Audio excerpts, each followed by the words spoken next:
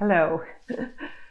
Today I want to talk about if women should have sex with their husbands when they don't feel like it.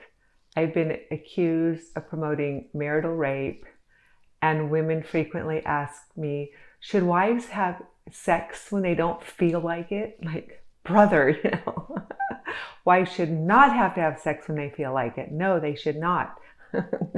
This is the thought process of most women today.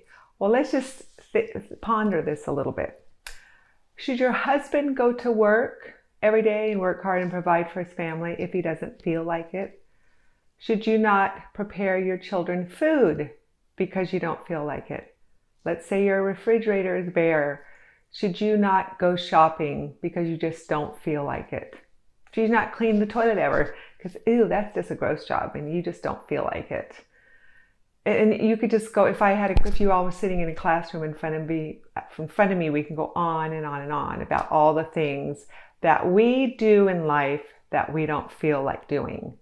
And how come sex is this sacred cow to most women? And if they don't feel like having sex with their husbands, they should not have sex with their husbands. And by the way, how could I promote marital rape when I don't teach men? I've never once ever said or written, yes, men, rape your wives. Take sex from them whenever you want. I have never said that. I don't teach men. I only teach women. I teach women what the Bible commands. The Bible commands that we do not deprive our husbands of sexual intimacy. This is from God. It's not from me. And if you want to have a miserable life, lazy life, then you live your life by your feelings. You don't feel like giving your husband sex for a year? Then go, fine, don't give your husband sex for a year, but see how great your marriage is after a year. We live our lives by doing what's right, by obeying God, even when we don't feel like it. Yes, and that even includes sex. How long does it take? One woman wrote me and asked me if her husband had raped her because she had told him she didn't want to have sex. And when she woke up in the middle of the night, he was having sex with her. So she wanted to know if that was marital rape. And I said, well, do you feel like you need to call the police and have him locked in jail? Because if true rape is when you're assaulted and against your will by some stranger, and you feel like he's worthy of being put in prison, yes. No, she doesn't want to call the authorities and put him in jail because he woke her up in the middle of the night and was having sex with her. In fact, my husband was telling me sometimes men just, in the middle of the night, there's a woman, their wife, laying next to them, and they just start wanting to have sex with them. And they're not completely woken up, they're not thinking straight.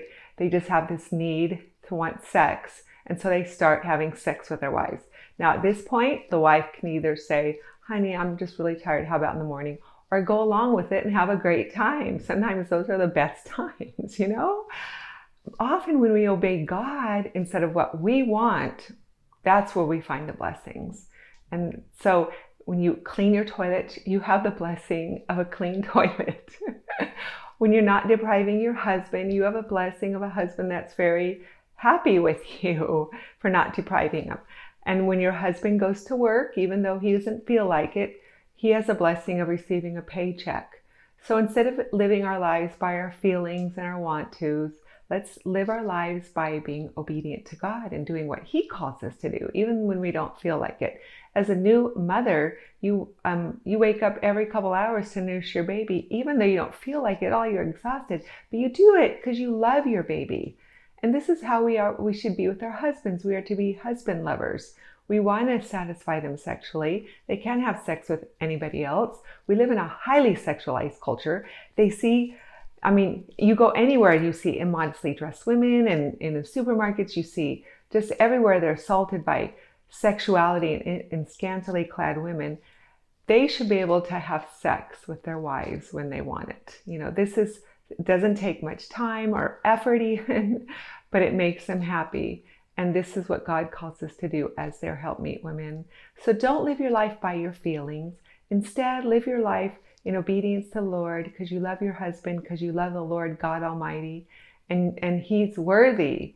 He calls us to deny ourselves, and Paul says that he disciplines his body for the purpose of godliness. Discipline your body for the purpose of godliness. Don't do just what you want, you feel like doing. Do the right thing.